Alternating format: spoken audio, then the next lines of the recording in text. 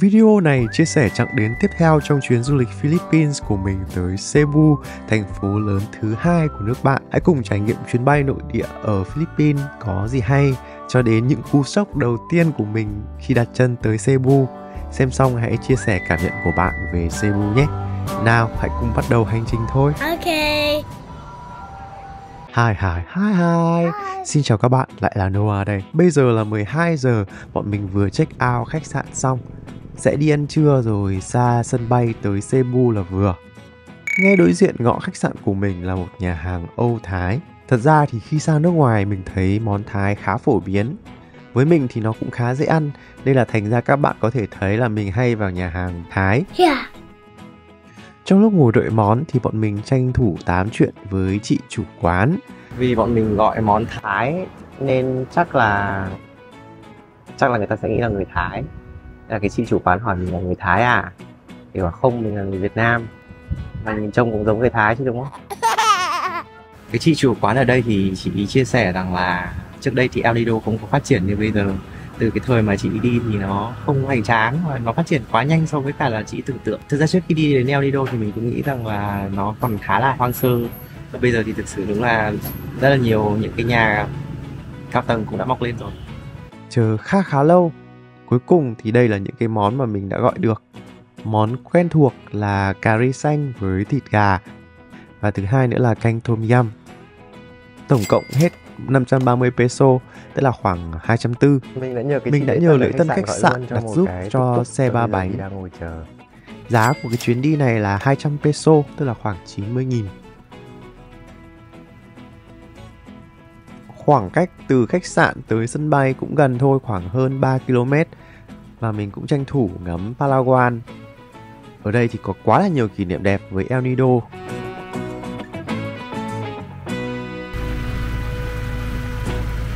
Xe 3 bánh Chi-Cycle này nó cũng khá là chậm, nên là tầm khoảng 20 phút sau thì mình mới có mặt tại sân bay. Thời gian trôi qua quá nhanh luôn ấy. Mấy hôm trước mình vừa có mặt ở cái sân bay PPS này ban đêm, thì hôm nay thì đã phải rời đi rồi. Vì mình check in online rồi ấy, nên là đi vào rất là nhanh. Bây giờ thì mình đã có mặt tại bên trong của sân bay PPS. Ở đây thì thủ tục hải quan họ sẽ kiểm tra an ninh 2 lần. Một lần trước khi mà các bạn vào check in và một lần thì trước khi các bạn vào bên trong này.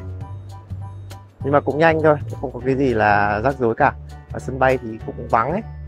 Đợt này thì mình bay bằng hãng Air Asia. Mình đặt vé rất là sớm luôn nên là giá vé rất là rẻ, khoảng tầm 550 thôi.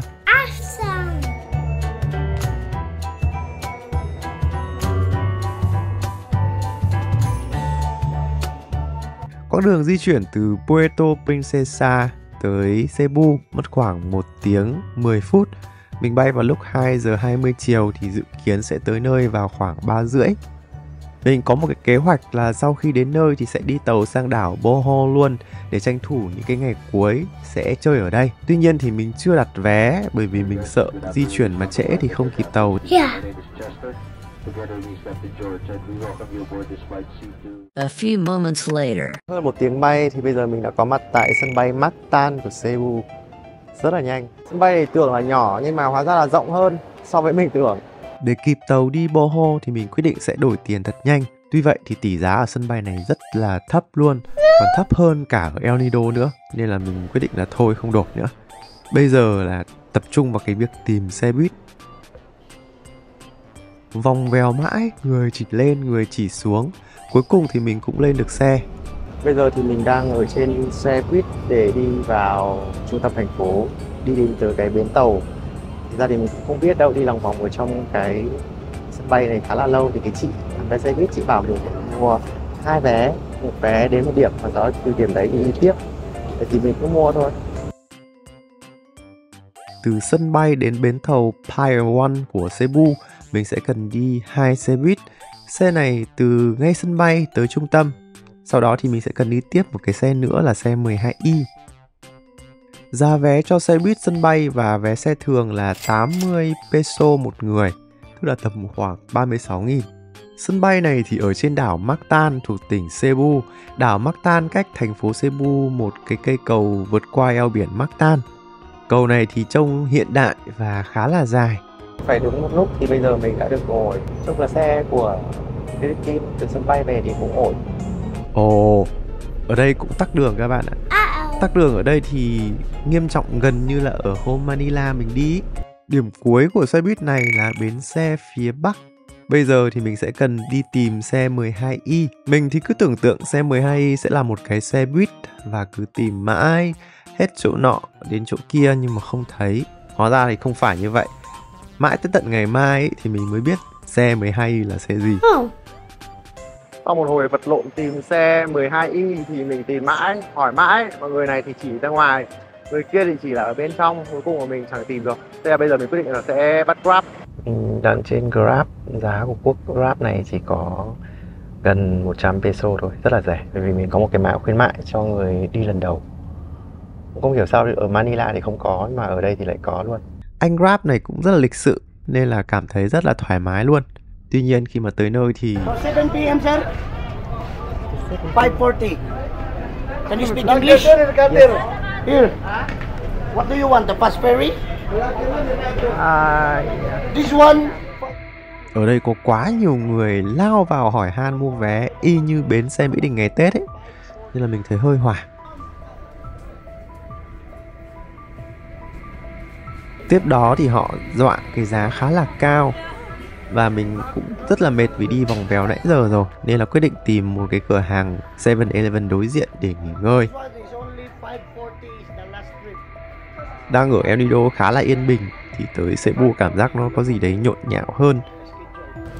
Sau một hồi rất là căng thẳng ở cái bến tàu thì bọn mình quyết định là sẽ không đi nữa. Bởi vì là bây giờ nếu mà muốn mua cái chuyến 7 giờ tối thì rất là đắt, 1.200 cơ. Vì họ bảo là không còn bán vé thông thường nữa. Nên là thôi, mình quyết định là không đi và sẽ tập trung chơi ở Cebu thôi. Lịch trình là rất là linh hoạt như thế. Ok. Nếu mà ở Cebu thì mình sẽ cần đặt khách sạn. Vì hôm nay là một dịp đặc biệt nên là mình quyết định chọn khách sạn ổn ổn một xíu. Mình đang ngồi nghỉ ngơi ở bên ngoài của cái 7-Eleven. Ở đây thì có một cái cô rất là tốt. Cô ấy bảo mình là phải để hành lý cẩn thận. Bởi vì là có rất là nhiều người có thể móc túi với cả là lấy điện thoại ở đây. Xem chừng thì cũng phải rất là cảnh giác khi mà đến với là Cebu. Nhưng mà đây cũng có những người rất là tốt, nhắc mình trước từ đầu luôn. Thậm chí là cô ấy còn kéo ghế cho mình ngồi nữa. Chung là vừa mới xuống đây thì cũng gặp được cả người tốt. Bây giờ thì mình sẽ để ba lô ở trước ngực như thế này, theo như lời dặn của cái cô vừa rồi. Mình sẽ đặt một cái khách sạn ở gần đây. Vậy là đây là chuyến Grab thứ 2 của ngày hôm nay. Chuyến này thì còn được giảm giá 30% thôi. Và với người mới dùng thì chắc là chuyến đầu được 50%, chuyến thứ 2 được 30%. Thế thì cũng khá là ok rồi. Và cú sốc tiếp theo lại đang chờ đón. Cái cúc xe này của mình thì chỉ mất có 115 peso thôi. Nhưng mà mình chỉ còn mỗi tờ 500 peso. Khi đưa cho cái anh lái xe thì anh ấy nói là anh chỉ còn mỗi 200 peso thôi. Thành ra là mình phải đi đổi tiền. Mình vừa mới đi đổi tiền để trả cho anh Grab xong. Lý do là anh ấy bảo là anh ấy chỉ còn có mỗi tờ 200 thôi, mà mình đưa 500. Và đổi mãi cả ở cái khách sạn này lẫn cả xung quanh đều không được. Cuối cùng mình phải vào 7-Eleven mua một cái gói kẹo cao su, cùng còn tiền ra để lại. Mất khá là nhiều thời gian, nhưng mà thôi, cuối cùng thì mình cũng vào được khách sạn. Tuy thế thì kiếp nạn vẫn chưa dừng lại ở đây. Do book phòng sát nút ở trên trip.com ấy, nên là người ta bảo là lại phải check lại. Thì hiện giờ người ta vẫn chưa nhìn thấy trên hệ thống. Oh my gosh. Bây giờ thì mình đang đứng đợi ngoài này, rất là đói ấy. Mà biết là cái booking của mình bao giờ mới xong. Book sát nút thì nó cũng có một cái nhược điểm như thế. Bây giờ khi mà mình check in thì có một hàng siêu đông ở đằng sau, rất là nhộn nhịp. Cái booking của mình thì chắc lại phải đợi một tiếng. Ở đây thì sẽ cần đặt trước 1.000 peso cho tiền khóa phòng và sẽ được trả lại khi check out. Sau một hồi vật lộn thì bọn mình cuối cùng cũng đã xong. Và bây giờ bọn mình sẽ lên để check in. Lên tới nơi thì mình thấy phòng ốc cũng rất là ổn. View nhìn ra thành phố khá lung linh.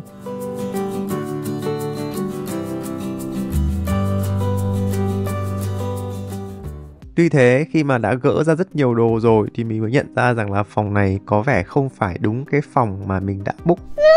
Cái hạng phòng này thì chỉ là hạng phòng thường thôi. Còn mình nói là hôm nay là cái ngày đặc biệt cho nên là mình book phòng sang hơn một xíu là Studio Executive. Và nó sẽ có một cái khu để nấu ăn. Và ở đây thì mình không thấy có. Khi mà mình phát hiện ra là nhầm phòng thì mình gọi luôn xuống lễ tân. Lễ tân xác nhận booking của mình là phòng thường. Bực quá thì mình lại email với cả là trip.com ấy, thì họ phản hồi là khách sạn có phản hồi với họ là xếp đúng hạng phòng rồi. Rất là mệt nhưng mình lại lết xuống tận quầy lễ tân.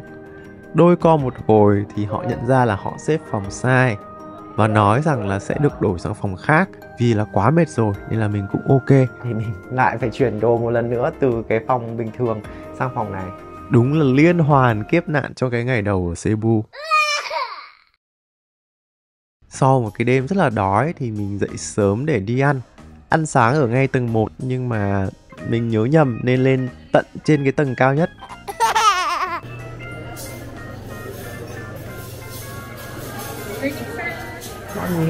First, get the coupons in the front desk, sir. Okay. Mình sẽ cần đưa thẻ phòng để đổi lấy voucher ăn sáng như thế này. Nhìn chung thì buffet ở khách sạn cũng khá đa dạng và ngon, nhưng có lẽ là do số lượng khách quá đông nên gần như khu vực nào cũng kín chỗ cả. Ở đây có một cái bánh lá rất là lạ nên là ăn thử xem là như nào. Hóa ra bên trong là xôi các bạn ạ. Họ sẽ gói ở trong cái lá chuối như này. Tuy nhiên là họ có cho thêm cả là gừng với cả là đường nữa, nên ăn khá là ngon. Sau khi ăn sáng xong và bây giờ đã sẵn sàng, có rất nhiều năng lượng để đi chơi tiếp. Yeah. Trong lúc mà mình đi ăn sáng thì không biết có phải là họ muốn đền bù tinh thần hay không, nhưng mà mình thấy là họ đã dọn dẹp phòng, thay cho mình khăn và có thêm cả nước nữa rồi. Mình vừa làm xong thủ tục check out và vừa lấy lại 1.000 peso tiền đặt cọc xong. Nói chung là sau cùng thì mình vẫn nghĩ đây là một khách sạn cũng ổn, chỉ có trải nghiệm ban đầu của mình không tốt lắm thôi. Bây giờ đang là mùa lễ hội ở Philippines nên là chỗ khách sạn nào họ cũng sẽ trang trí Giáng sinh rất là hoành tráng như này. Mình quyết định là sẽ không ở khách sạn này nữa và chuyển sang một cái khách sạn bình dân hơn gần đó tên là Pillows Hotel Cebu.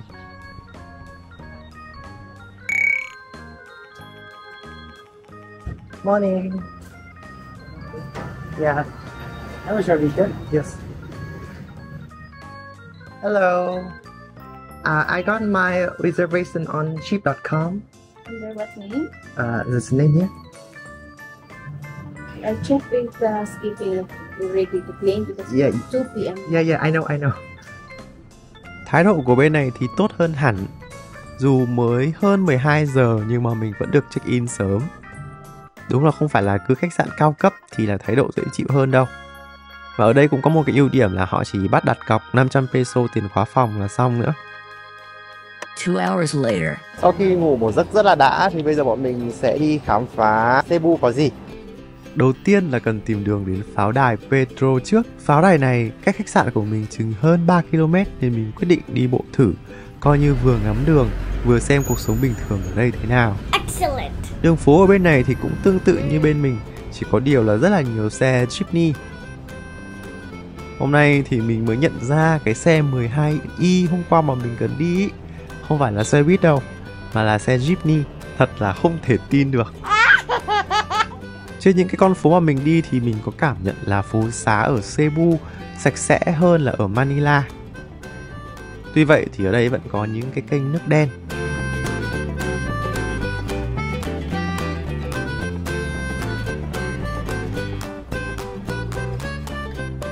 Ở đây họ cũng bán vé số này. Trời bắt đầu vào chiều rồi nhưng mà vẫn còn nắng. Rất may là mình đi mùa này vào cái tháng 12 ấy, nên là không nóng lắm.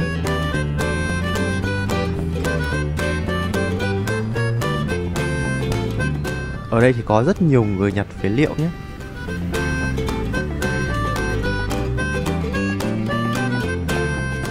Cũng tương tự như ở Manila thì có rất nhiều mèo hoang ở đây. Có điều là mình cảm nhận thấy là càng đi càng thấy sai. Lẽ ra càng vào trung tâm thì phải càng hiện đại hoặc là cổ kính chứ nhỉ.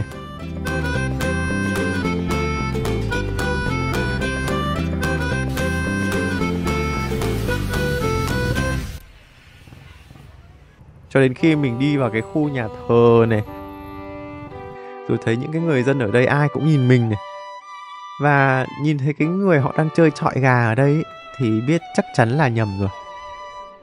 Cũng hơi hoảng một xíu đấy. Hóa ra trên Google thay bởi vì là tìm tới San Pedro Fort, pháo đài San Pedro ấy, thì mình lại đang tìm tới một cái nhà thờ San Pedro. Oh no. Giờ thì mình đang trên xe Jeepney. Đây là lần đầu tiên mình đi thử xe Jeepney các bạn ạ. Thật ra thì mình cứ lên bừa một cái xe mà có hướng về phía trung tâm ấy. Nói thật là cũng quá lười đi bộ rồi. Mình ngồi ngay gần lái xe cho dễ trả tiền. Thì đây chính là cái giá vé, khá là rẻ. Có một cái em chó rất là yêu luôn ấy. Cute.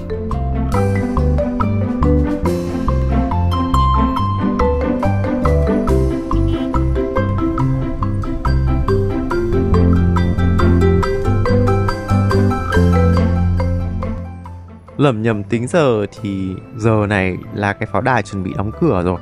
Nên là mình quyết định sẽ đi tới nhà thờ lớn của thành phố Cebu trước. Đây có thể coi là khu phố cổ ở Cebu rồi. Khu này thì không có cây cối mấy. Như mọi cái khu công cộng của Philippines khác thì vào đây cũng cần kiểm tra an ninh. Và có một cái điều cần lưu ý nữa là khi vào nhà thờ thì các bạn sẽ cần cởi mũ nón.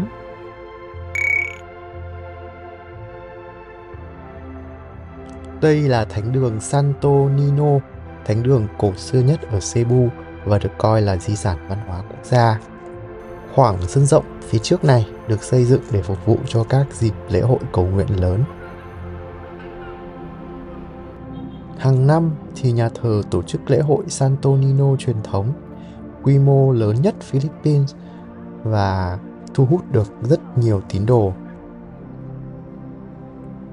Giờ là khoảng hơn 4 giờ chiều rồi và khách vẫn rất là đông.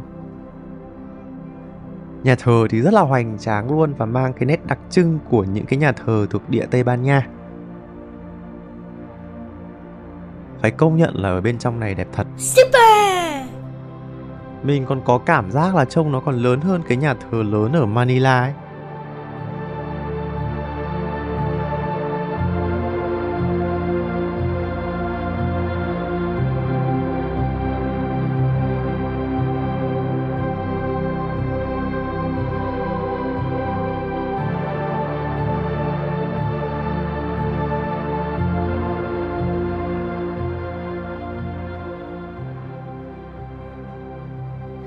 Và có một cái khu với hàng loạt nến.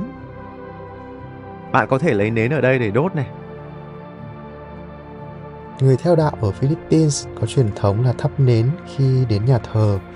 Họ sẽ đi quanh những cái sạp gỗ rất là lớn như thế này và thắp sáng những cái thỏi nến thành tâm cầu nguyện.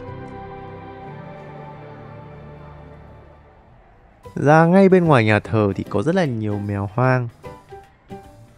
Đối diện với nhà thờ là trung tâm của thành phố Cebu.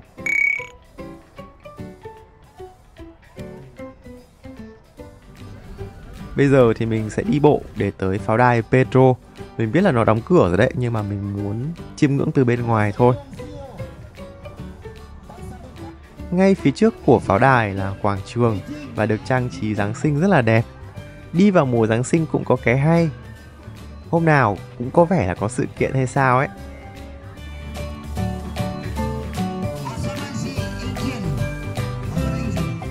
Đây chính là pháo đài San Pedro. Đúng như là dự kiến thì pháo đài này đã đóng cửa rồi. Sơ bộ thì mình thấy được sự tương đồng với cả là Intramuros ở Manila, nhưng mà có vẻ là pháo đài nhỏ hơn. Pháo đài đã được xây dựng từ năm 1565 nhé. Pháo đài San Pedro là pháo đài đầu tiên được xây dựng ở Philippines, xây bằng đá để bảo vệ thành phố Cebu khỏi cuộc tấn công của những kẻ xâm lược. Ở đây có những cái bạn trẻ đang tập nhảy phía trước khá là vui.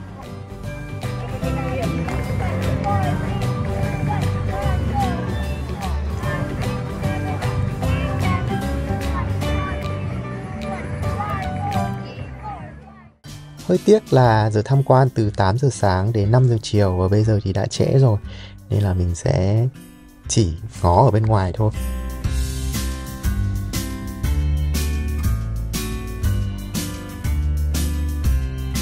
Bây giờ mình sẽ đi vào trung tâm và tìm cái gì đó để ăn tối. Đi tiếp một đoạn thì mình lại gặp một cái nhà thờ nữa. Đây là nhà thờ chính tòa của Tổng giáo phận Cebu. nơi ngự của Tổng Giáo mục Giáo phận Cebu. Cũng là một cái nhà thờ rất lớn. Bây giờ đúng 7 giờ và chuông trên nhà thờ đang rung. Bên trong thì mình thấy cha xứ đang giảng nên là mình lại đi ra.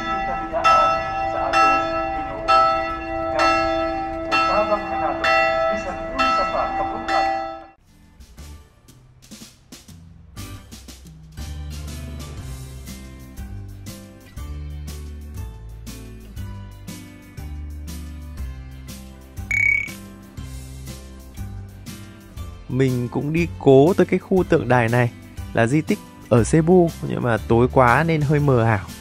Thành ra là thôi, quyết định là lại đi tìm đường để đi ăn.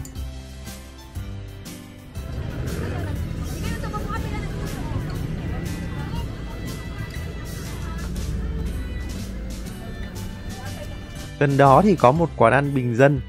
Mình muốn ăn thử cái quán bình dân ở Philippines xem sao. Ở đây cũng gọi món. Đây là những cái món mà mình đang gọi này. Ăn cũng tạm tạm nhưng hơi mặn. Và tính ra thì cũng không hề rẻ đâu. Trước quán thì có một nhóm các bạn đang chơi nhạc. Phải nói là người dân Philippines rất là yêu thích âm nhạc, nên là ở đâu mình cũng thấy các cái hoạt động như thế này. Nghe rất là vui tai luôn.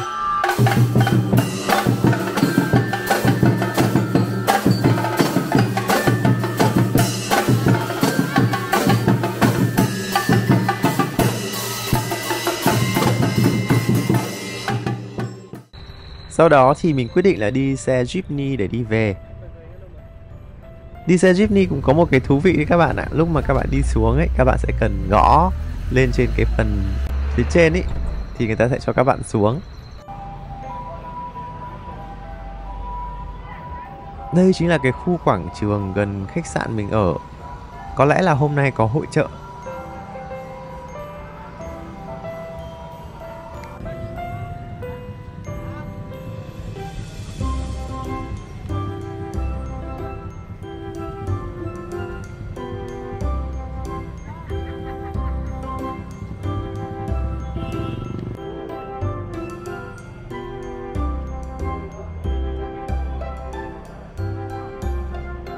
Cảnh sát bên này điều phối cho người đi bộ sang đường rất là tốt.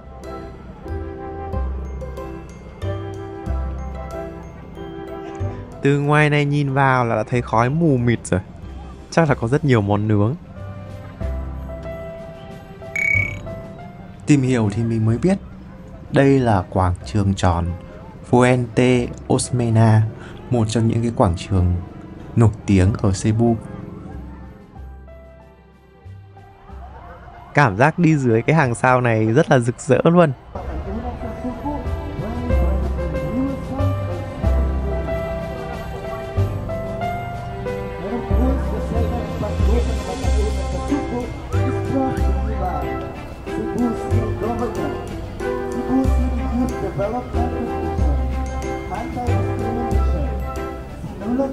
Mình khá là thích cái đài phun nước này, mang màu sắc châu Âu.